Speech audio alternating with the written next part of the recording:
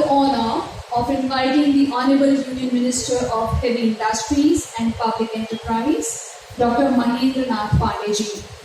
Under the leadership of Dr. Mahendra Nath Pandey ji, the Ministry of Heavy Industries has taken major initiatives for the growth of the automotive industry. I humbly request you, sir, to address the gathering. And I request you all to please bring your hands together as Dr. Mahendra Nath Pandey ji walks up to the podium.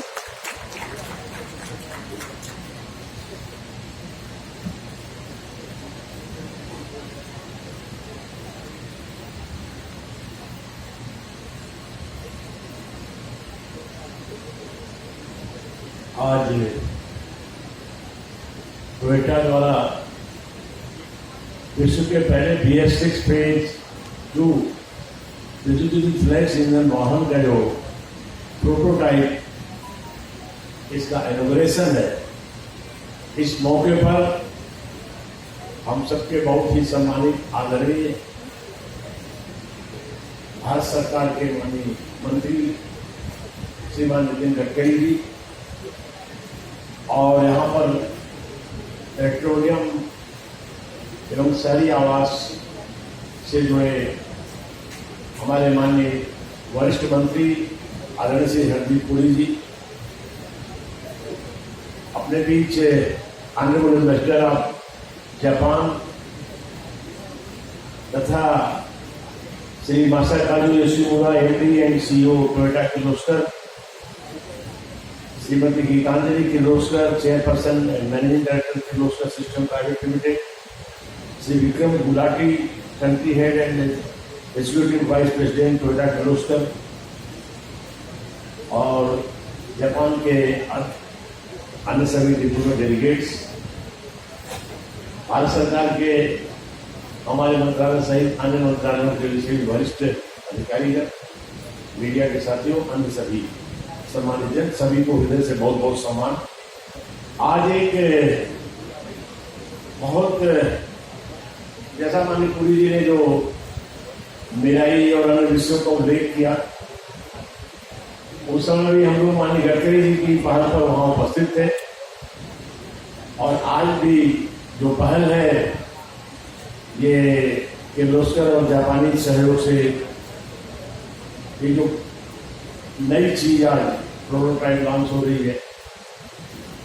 Bharat के दृष्टि से बहुत महत्वपूर्ण चीज। इन सबके बीच हम सब सदैव माननीय गडकरी जी को आदर से याद करते हैं, जैसा हमारे माननीय पुरी साहब ने भी अपने संबोधन में उल्लेख किया। हमें तो स्मरण है कि जब देश में माननीय मोदी जी की अगुवाई में 2014 में हमारी सरकार आई, उसके पहले हम माननीय गडकरी जी को मैंने कई मौकों पर सुना, जब पार्टी के नेशनल प्रेसिडेंट थे, तो उन्होंने इन सारे विषयों पर, एथेनॉल का मुद्दा हो या इस तरह किसानों की आय बढ़ाने के मुद्दे हो, इन सब पर लगातार देश को अपने विचारों से इन मुद्दों को फोकस करते रहे हैं, और अपने मंत्रालय से, अपनी नई नई इनोवेटिव पहलों से उन्होंने इन बातों को बहुत आगे बढ़ाने में योगदान दिया। इस मौके पर हम ये बताने में मुझे कोई संकोच नहीं है कि माननीय नरेंद्र मोदी जी की 2014 में उनकी अगुवाई में सरकार और प्रधानमंत्री जी की जो पहले हैं, जिन चीजों पर पहले देश में दुनिया आगे सोच रही थी, जैसे मेरे डिपार्टमेंट से जुड़े फ्रेम स्कीम है, इलेक्ट्रिक मोबिलिटी के सवाल पर भारत में 2014 के पहले, जबकि दुनिया के कई देश, चाहे अमेरिका हो, यूरोपियन कंट्री के देश हो, चाइना हो, अनेक देश इस पर काफी आगे बढ़ गए थे, लेकिन भारत ने इस पर डिस्कशन तक भी प्रॉपर में शुरू नहीं किया। और उसमें हमारे नीति आयोग के भी सम्मानित लोग यहाँ बैठे हैं, मैं उनको आदर व्यक्त करता हूँ। इन चीजों पर सबसे पहले देश में बहुत तेजी से फेज 1 की स्कीम हो, बाद में फेज 2 की स्कीम हो, इनके माध्यम से पहली बार भारत में मोदी जी की अगुवाई में चीजें शुरू हुई, विचार हुआ, और उस पर अनेक तेजी से पहले एथेनॉल के मामले पर भी, जैसा आप सबको विदित है, हम सब विस्तार से इस पर माननीय गडकरी जी को सुनेंगे, कि कैसे समय से पूर्व उसके टारगेट को हम लोगों ने पाया,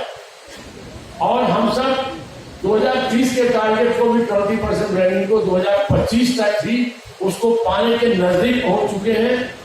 ये हमारे देश की मोदी सरकार की जो तमाम इनोवेटिव आइडिया जो नरेंद्र मोदी जी और उनकी टीम काम करती है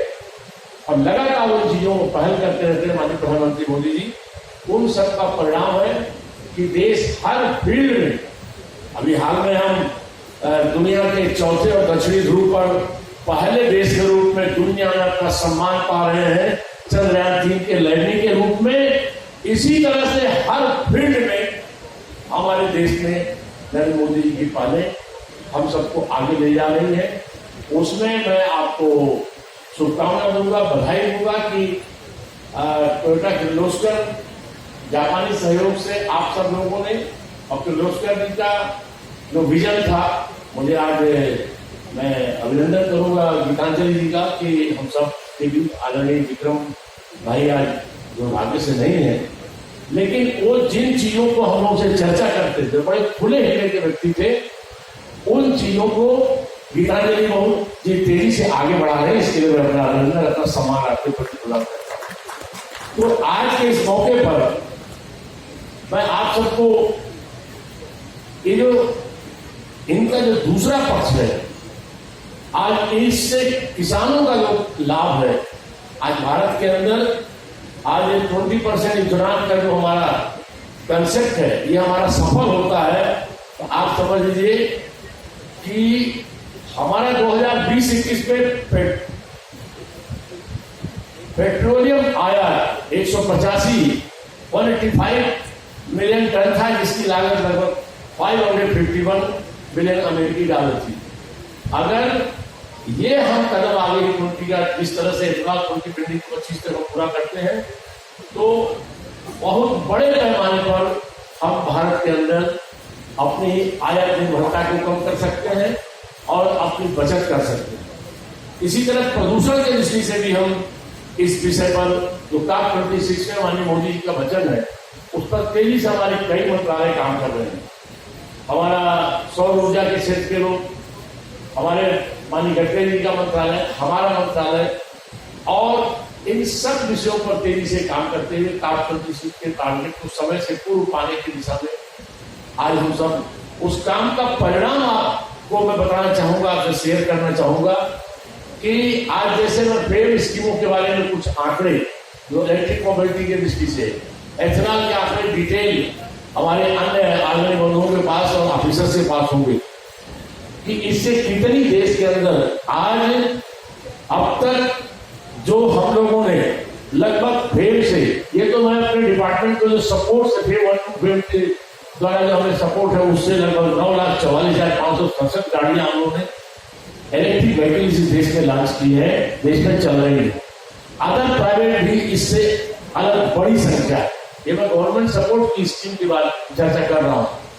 लेकिन आंकड़े बता रहे हैं कि आज 8,23,203 लीटर यह प्रतिदिन हमारी पेट्रोल की बचत हो रही है।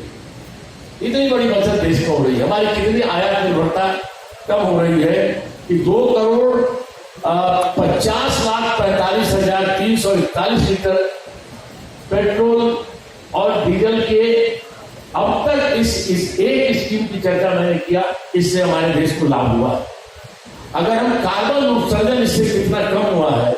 तो उस पर निगाह डालें तो 11,92,266 किलोग्राम प्रतिदिन कार्बन उत्सर्जन की कमी हुई है। अब तक के आंकड़े हमारे जो नीति आयोग और हमारी कुछ और संस्थाओं के अपने ऑब्जर्वेशन से निकले हैं